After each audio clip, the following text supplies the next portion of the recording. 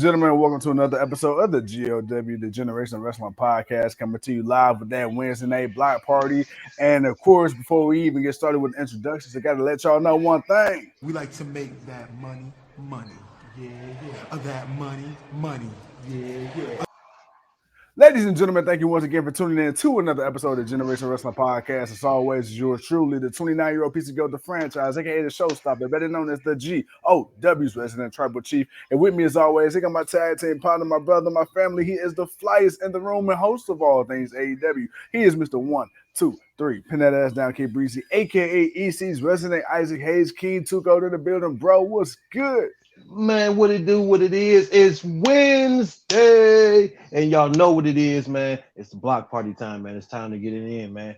Hey, Orange Cassidy, W. Morrissey, hey, Mid-Atlantic Championship. My boy OC has been on a run as of late. He has been putting on some good matches, and I don't know what it is, man, about this music, man. This music hits, and it's just all piano. And then all of a sudden, the bright lights come on, the screen turns white, and then you just see Freshly Squeezed, and then here he comes walking out, and the crowd just go bananas for him, man. What's going on, LCJ? Yes, man, sir. what a but not a bad match. Cassidy needed a little help, but I'm not mad about it. It was what it was. He got the victory. What do you think of the match, man? Nah, man, dude, I thought the match was good. Orange Cassidy has been on fire. I am so glad that he wanted him to get a title with AEW. He finally got one. He got the Mid-Atlantic Championship, and I'm so glad that, unlike a few other people's runs with certain titles in the company, I'm glad his hasn't been mid, man. His matches, have all been entertaining, no matter who he's been in the ring with so far as champion. He's found a way to make it work, to make the match work, even when it look like it might not or shouldn't work. And like you said, bro, he needed a little help, but that's all good because, hey, Freshly Squeezed, he come out there, and we know what it is. When Orange Cassidy has a match, we know what his character's about. We know how the match is going to go in the beginning, but when he gets going, he get going. And so far, man, I feel like this is a great way to start off the night for sure. Oh, most definitely, man. Most definitely. Not a bad way to start the match off. The next, of course, man, we got the backstage. I guess this was what happened after the match with Evil Uno last week with John Moxley. Basically, man, split, bloody, just blood just gushing all over his forehead, into his eye, all over his face and body.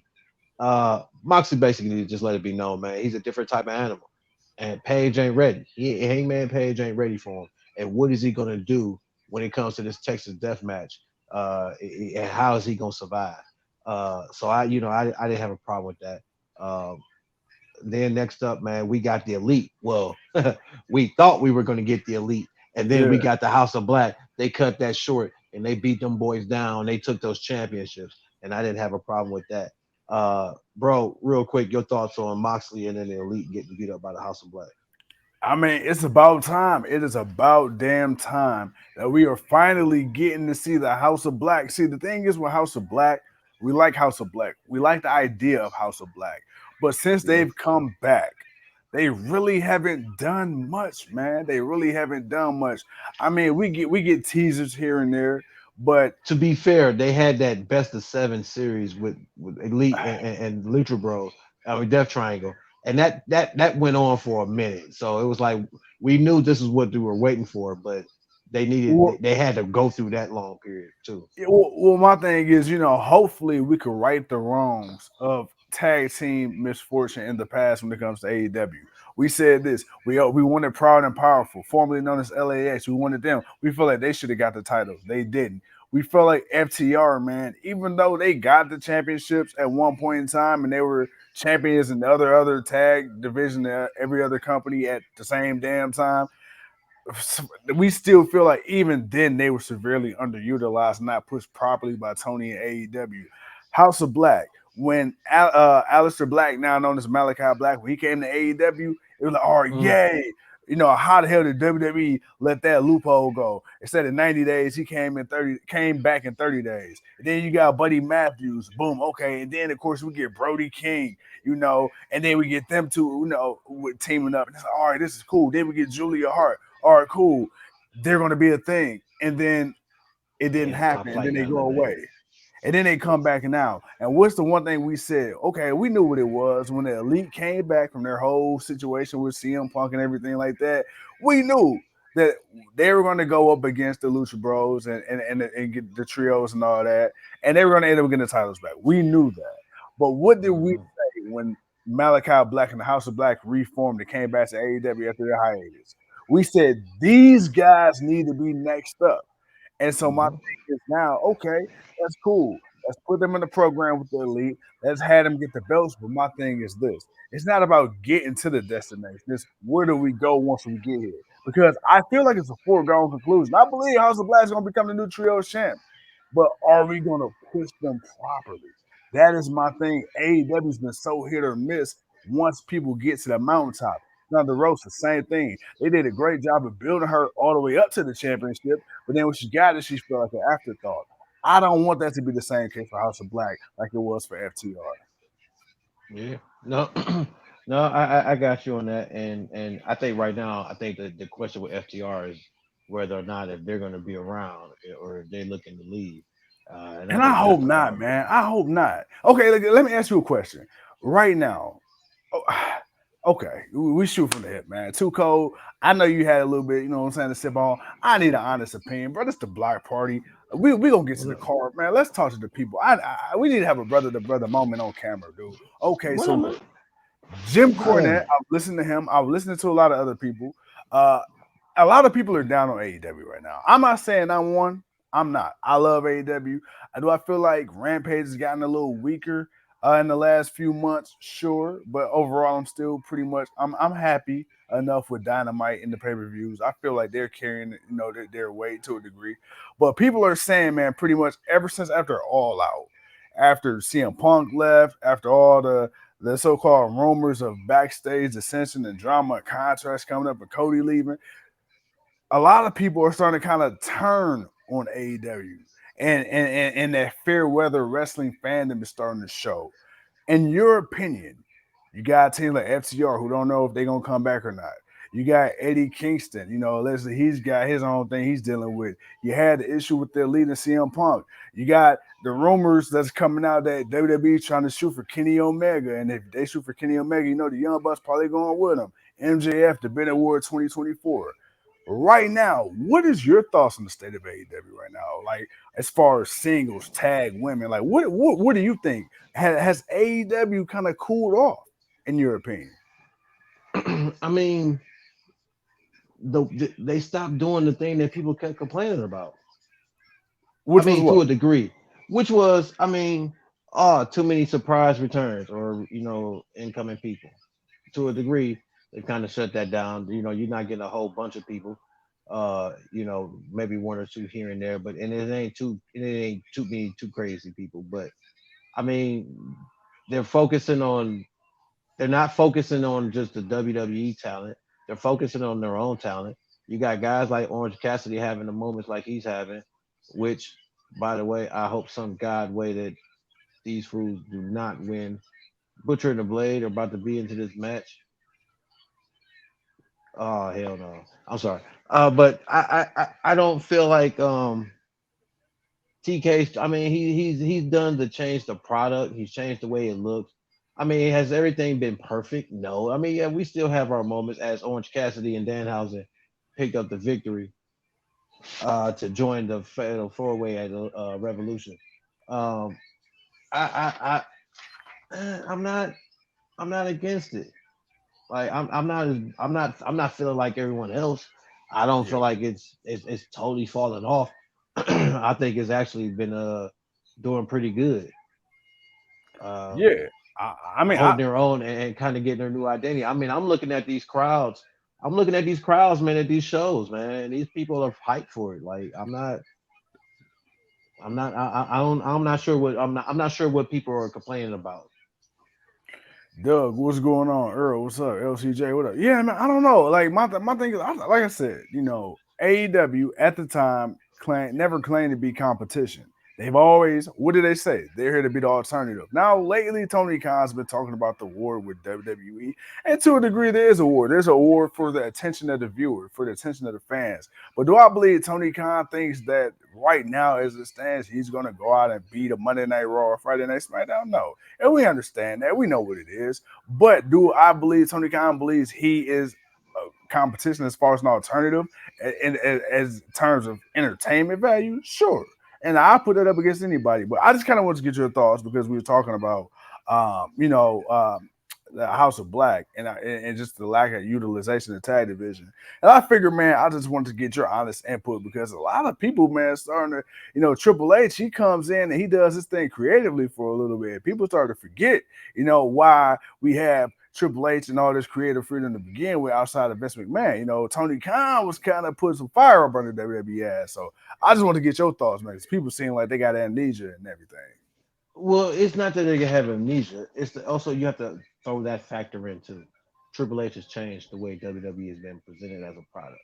So now you got the people that were like, "Oh man, I'm tired of what I'm seeing in WWE." They're liking what they're seeing, and AEW's had to step their game up from what they were doing. What they were doing before was okay because Vince was running the show. And compared to what Vince was doing, some people rather have watched AEW because at least you got some matches out of it instead of just Right, a whole right, bunch of right. hokey ass promos or some beat down bullshit. So I feel like AEW has, they've had to switch gears, man, because of the CM Punk and Elite thing. Uh, whether it's a work or whatever, um, whatever comes of it, if something comes of it, it's gonna be something, and it's gonna come out of nowhere because the one thing AEW is doing that they are doing very good at is keeping you guessing. You really don't know what's what. You really don't know.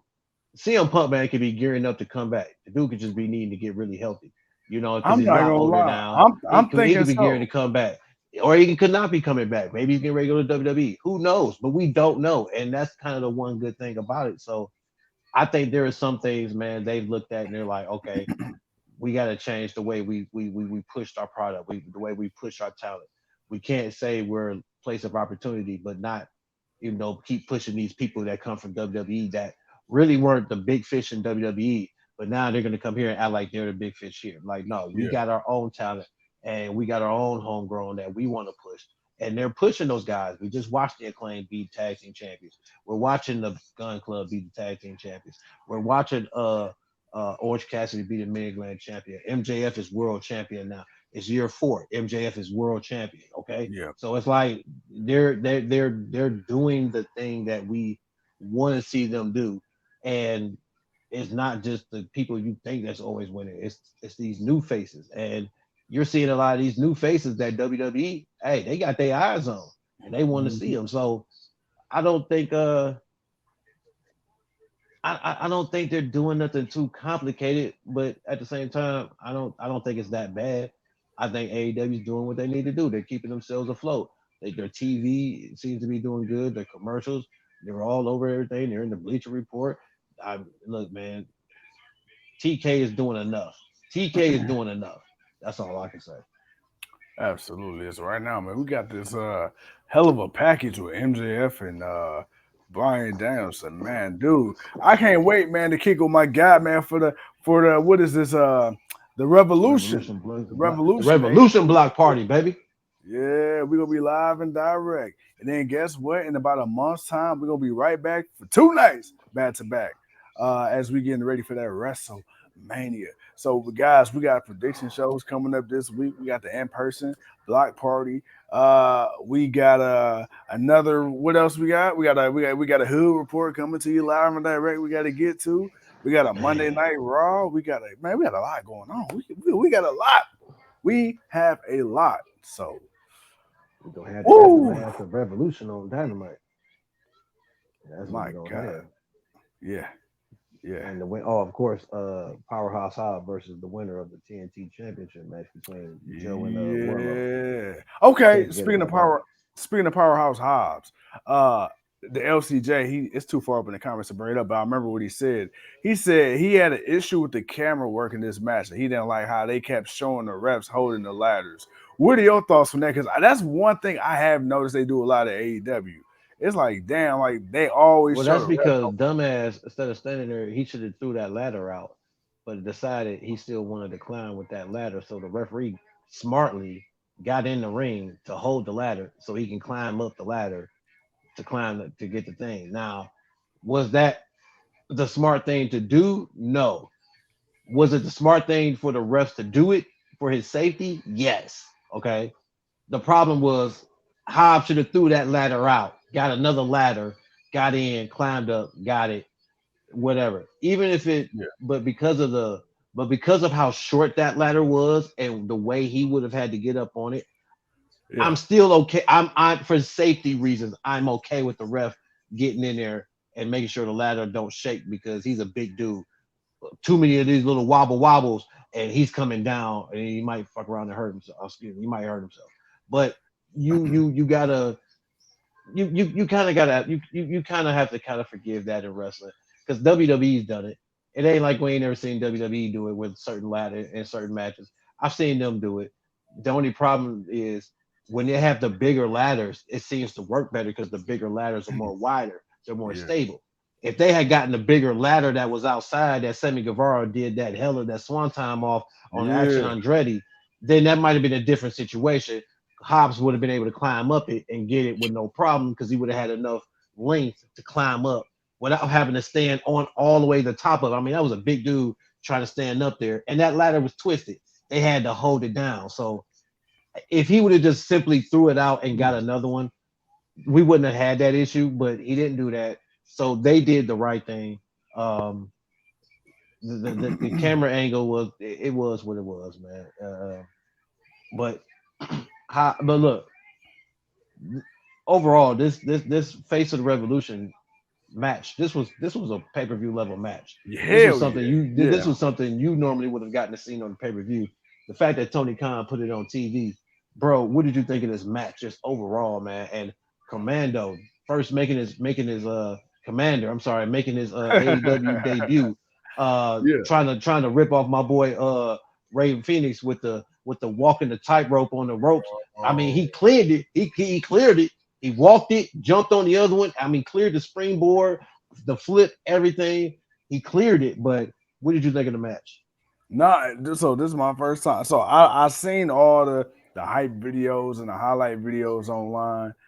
So I was prepared to see Commander in the ring, but to actually watch him in the full match live, bro, like, hey, he my new favorite right now. That guy is something special. I mean, to see him in the same match with the AR Fox and the Sammy Guevara and the Action Andretti, unfair, unfair. And like you say, bro, for this to be on free TV, Hey, this was AR Fox, hey, he caught it worse, boy. Ooh, he caught it bad. you talking about that bump off the ladder where he went straight down Both on him? bumps, both bumps, Yeah, man. The one Hobbs gave him, and then the one Commander when he walked the ropes again and did the flip and landed on top of him and it bounced right like that's twice.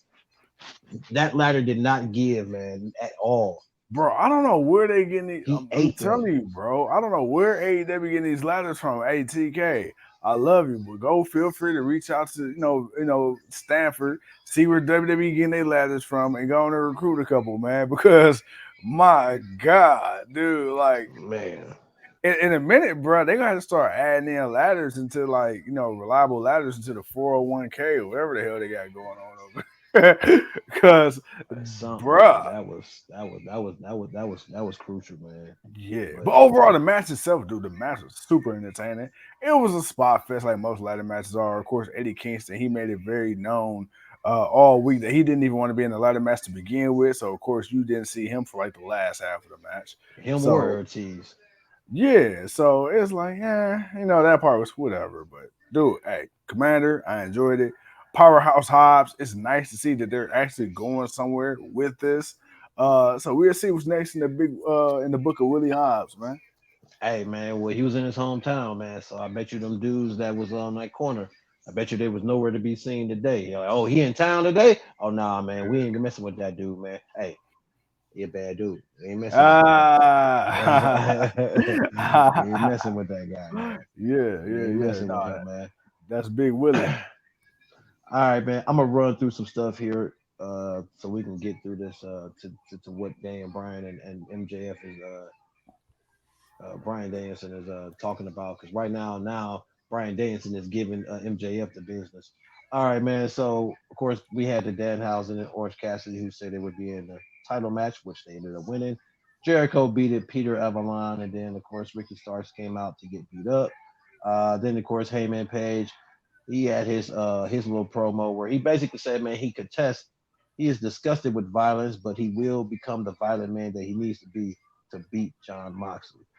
Christian Cage came out, cut his promo about Jungle Boy, which honestly, I at this point, I just want them to have it so it can actually be over with. But I feel Yeah. like he's going to be Jungle Boy's arch nemesis, for a while. So it is what it is.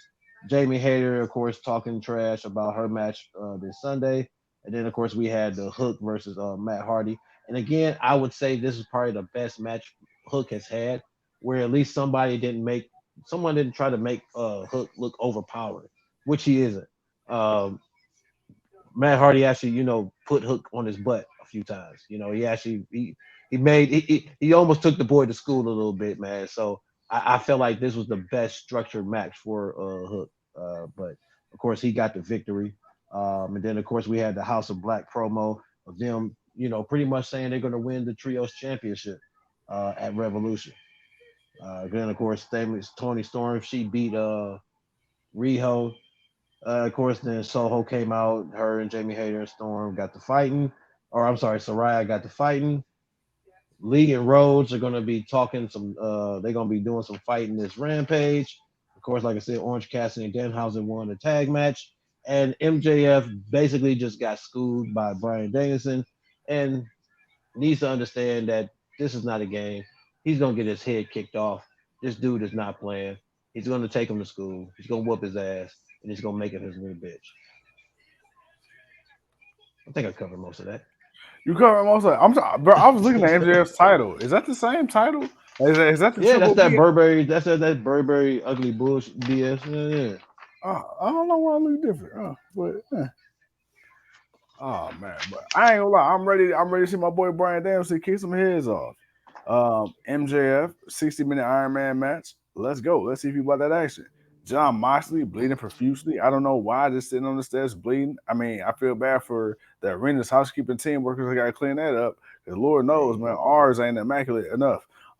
And then yeah, and then you got the Blackpool Combat Club. Looking like they turning heel, man. I ain't man. Again, I Hey, feel like these boys are gonna be turning heel real I'm soon. with it though. I'm with it. I'm with it. My the only thing is, Willie Yuta out here looking like little bro, with Claudio and Moxley. It's like Willie Yuta up here reminding me of a little scrappy dude. So that's the only thing about that. But He really is. He really is a little scrappy. yeah, but I mean, hey, look, he's still a badass, so I ain't gonna knock it. I'm confused on what they doing with Eddie Kingston. Like you said, that boy Powerhouse Hobbs, he flipping pages, he up here winning, you know what I'm saying, grabbing that proverbial brass ring. You got Ricky Starks coming out here, confronting that boy, Chris Jericho, which, hey, I'm cool with that too. You got your boy Samoa Joe, you got your boy Warlow. Look, we got some unresolved issues here, man. So hey, look, not Rampage, excuse me. Revolution is looking Yeah. it's looking like it's shaping us to be a nice card, man. Oh yeah. I like I said, I was kind of surprised he put the Face of the Revolution match here on He could Dynamite. have put that on a pre-show. I'm really surprised he didn't, but Right, which makes me wonder if this is going to be a long pay per view. Like, I wonder if Tony is going to bring the Mm, match card down a little bit instead of us getting maybe 10 to 13 matches. Maybe we'll get maybe 10 matches. Maybe Tony just give us 10 matches and call it a night. yeah, Because it's Revolution. At the same, because I mean, at the same time, I kind of get it because they don't put on that many pay per views, so you want to put on a right. nice quality of matches. Uh, so if 10 if 10 or 9, I'd say somewhere between 8 and 10. If 8 and 10 matches is in the card, and you run to about 11:30, it could be done. I think it can be done. Uh, Not every match is built to be long, drawn out matches. Only so many matches is really. I mean, but then again, you got an Iron Man match. That's gonna be an hour by itself. So maybe Right, that's right. another reason why he's not putting on a lot of matches. So I can see this one only being. I can see this being only so many because that you're already about to have an hour long match by itself where you Right. could have did at least maybe 3 matches within an hour. So Yeah. when thinking about it like that, yeah, I don't see this being a big, huge card, but I can see it being a nice little stack card for the pay per view. Uh, N- what's up? No. You're right. No. I'll listen to you. But I will say this though, man. The whole Orange Cassidy and Danhausen because the best friends can't be a part of the match. Like I'm kind of curious about that because I don't know. It kind of gave me like heel turn vibes for the best Yeah. friends. Yeah. Um, I'm hoping they'll be cleared by Sunday and they'll just be able to be involved in the match themselves. I don't need to see Orange Cassidy in the match. Right. He can have his own match or he can do nothing at all. He's been defending his championship. But you can do something else with him on the pay per view. But uh, yeah, we'll see. We'll see what comes of it. But yeah, man, we got Rampage coming up. We got the predictions coming up tomorrow. Of course, we got the Friday night block party, and then of course, like I said, man, we got Revolution, baby, and we're gonna be live and direct, man, on the East Side compound of the GOW. Other than that, man, you know what, man, I've got nothing else to say. I want to save everything else for tomorrow. We got a hood report to do tomorrow. We got our predictions to do tomorrow. We got a lot to say tomorrow, so we want to. I'm gonna save the rest of that for then. So if you ain't got nothing else to say, man, go ahead and send us on out, man. Ladies, gentlemen, boys, and girls of all ages, thank you once again for tuning in to another episode of the GOW, the Generation Wrestling Yeah, man. Podcast. As always, it's yours truly, the 29-year-old piece of gold. He is King Two Code. And until tomorrow, shine your shoes, wipe your ass, clean your face, brush your teeth, say your prayers, eat your Maybe not vitamins, in all that drink same your order. milk. Not in our same order. Please, No. Do whatever works for you. put some structure in your life. Okay, put some structure in your life. And make sure you got a fitted sheet on your bed. Yeah.